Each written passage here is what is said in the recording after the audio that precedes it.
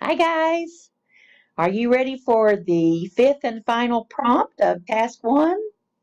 Well, I'm ready and let's get started. So, we're going to be looking at prompt 5, and if you don't have out your handbook, you can take a second and go get that. You're going to need task 1, prompt 5, and we have, sounds like we've got magic going on here. Okay, so prompt 5 really is about you showcasing how you plan assessments that monitor and support student learning. Now, I know you've seen this diagram before, but when you assess, you have to think about why are you doing the assessment. Generally, teachers assess not for grades, but for 2 reasons. Maybe to monitor and give feedback. If that's the purpose of your assessment, then we call that assessment formative. Sometimes, though, we want to get a feeling for how many of our students have mastered before we move on. So if you have an assessment where the purpose is to judge mastery and document mastery, then we call that summative. So most assessments are probably going to be formative, not summative. Summative assessments are generally things like quizzes, tests, essays, projects. They're usually an individual's work. They're not a group work. So we think about our summatives when we're planning, but we don't have a summative every day.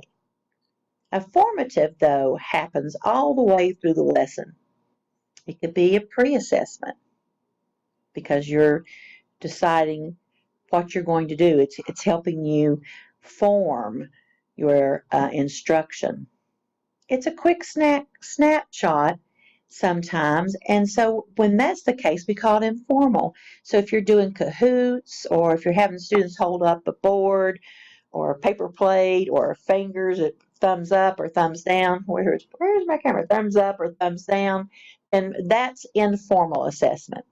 Just walking around observing their work is an informal assessment. But if you give homework, or if you give a bell work, or if you give an exit ticket, and you collect that and you look over your students' work to make decisions about instruction, then that's more formal, but it's still formative. So formative assessments can be informal and they can be formal, but a summative assessment is always formal because the purpose is to collect and review data. It's always going to be formal. So after that quick review, what you want to do is that you want to describe how your planned, formal, and informal assessments will provide direct evidence of your students' understanding of your SSE. Now, if you remember what your SSE is, some of you all, it's literacy strategies. Your essential literacy strategy for the map, it's, whatever you're choosing to work on. You need to have a variety of formal and informal assessments. So let's look at our verb, describe. So we're not just going to say, I'm going to give a belt, I'm going to give an exit slip. You're going to describe it. So you're going to describe all the different informal assessments that you will give throughout the learning segment that will monitor progress on the first SSE. Then you're going to describe all the different formal assessments that you will give throughout the learning segment that will monitor progress on the first SSE. So the first paragraph is about the first SSE. And you could, arrange it differently and talk about your informal assessments first and your formal assessments next. But I think it's better to do it this way because what your scorer is going to be looking for is to see if you've addressed your SSE, all of them. Okay. Paragraph 2 is going to be about the second SSE, and it's going to be the same things. You're going to describe all of the different informal assessments that you will give throughout the learning segment. So all of the different ones. So if you're using Bell work every single day as your informal assessment, that's not different. And it doesn't count as different just because you do it on different days. So you need to have different types of informal assessments. You're going to describe all of the different formal assessments. And so, of course, that's the Bell work. I didn't get that correct. So informal assessments would be like if you did Kahoots every day, or if you just walked around and asked questions every day. That's not a variety. Again, you want a variety of informal assessments, a variety of different formal assessments, all the way throughout the learning segment that monitor the second SSE. Now, of course, you're not going to have the all SSE in every lesson, but the SSE needs to be present in the learning segment, either on day 1 or day 2 or day 3. So you might find that all of this is just, paragraph 1 might have more to do with one day than it does the others, and that could be true for the other paragraphs. That's okay. Now, if you have more than 2 SSE, then you're going to need to write a third paragraph where you repeat this pattern for the third SSE. Okay, let's go on. Here is an example. I will give various informal assessments. Again, note how this student has bolded those words to draw the scorer's attention. And this is math. We can see conceptual understanding. That's an SSE. And again, so this whole first paragraph is about the informal assessments and the formal assessments used for conceptual understanding. This next paragraph is about procedural fluency and how she has informally assessed that. In the third paragraph, she talks about formal and informal assessments for mathematical reasoning. So she had 3 SSE, and she came up with, informal and formal assessments for all of them, except it looks like this one on procedural fluency. So, 5B. Now that you've explained and described, you've described the assessments, now what you want to do is that you need to explain how the design or the adaptation of your planned assessments allows students with specific needs to demonstrate their learning. So let's say, for instance, that you have a student who, due to attention problems, is never going to complete 10 problems. So you give him 5. That would be an adaptation. Maybe you have a student who cannot read the word problem. So you or an instructional assistant might read the word problem to him. But what are you doing to change the design or adapt or modify your assessments to meet those specific needs? So in paragraph 1, you're going to describe any design changes or adaptations to your assessments that you will make for special groups. So spend the first paragraph talking about special groups. You've probably got more than one student who has difficulty paying attention. You probably have more than one student that we can identify as struggling. So those are specific groups if there's more than one. And then in paragraph 2, you want to talk about what you're doing for individuals. So you're going to refer to your context for learning, your lesson plans, your assessment artifacts. So, for example, if you have an IEP or a 504 student in your class, and that 504 says that that student is going to be taken to another room for their assessment, you need to have that written up in your commentary. Because if you do not meet the needs that are set aside in the 504 plan, the IEP plan, in your lesson plans, if you do not show that you plan to do that, then that's an automatic 1. But just meeting the needs of IEPs and 504s as stated in those plans is not considered to be any better than a 2. In order to be proficient, we expect educators to do more than to meet the minimum requirements that are set forth in the IEP and 504. This is something that a lot of teachers don't get.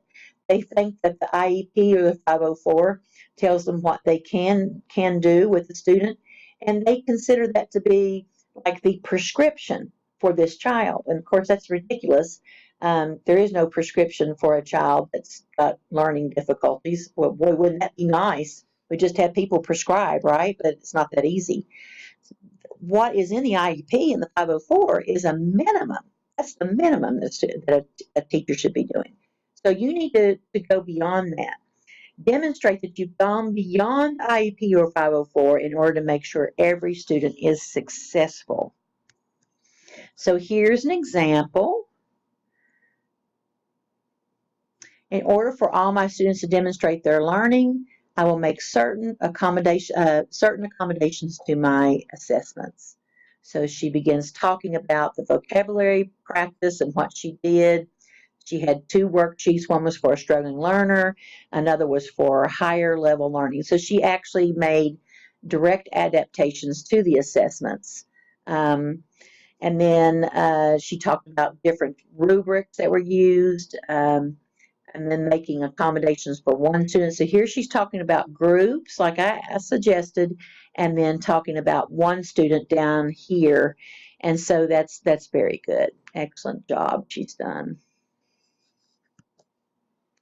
So let's take a look at Rubric 5. Rubric 5 is what is used.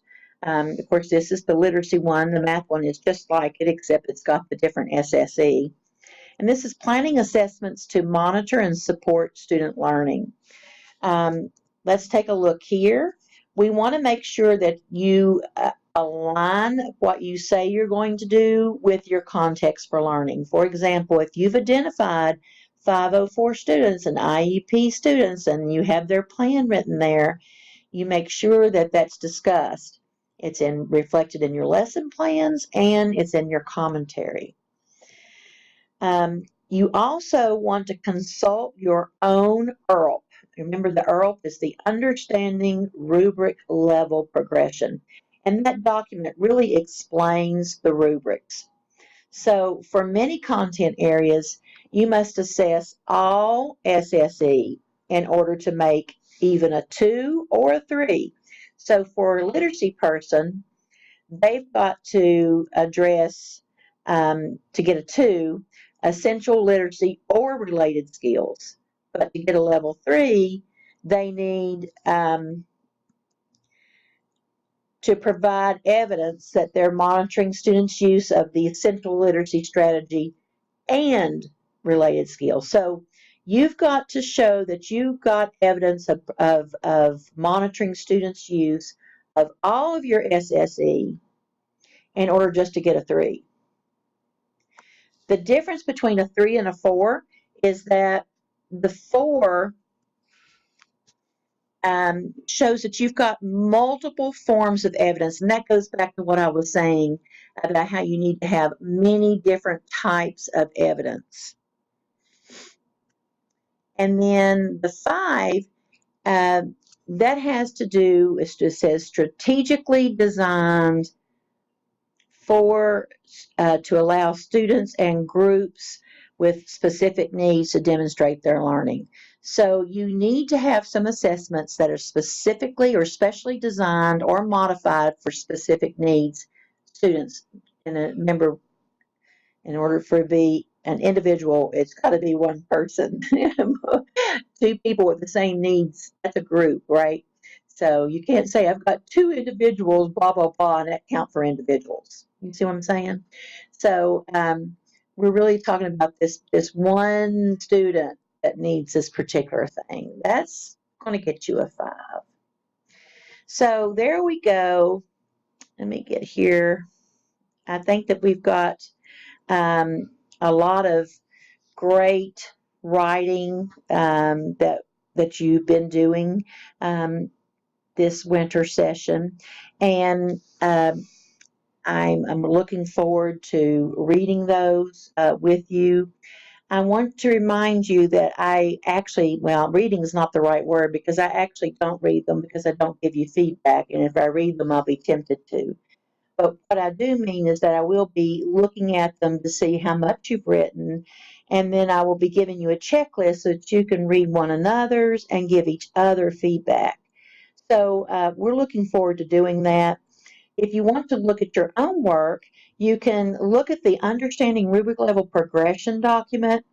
It gives you, I know the document itself is like scary because it's like a gazillion pages long and it's itty bitty print, but everyone says that that is the best document that is in the whole thing, because it actually tells you what you need to write, and it even give examples. For example, they'll give an example of a 3, and they'll give an example of a 4 or 5. So it's really, really helpful. So anyway, thank you very much, and I will see you soon.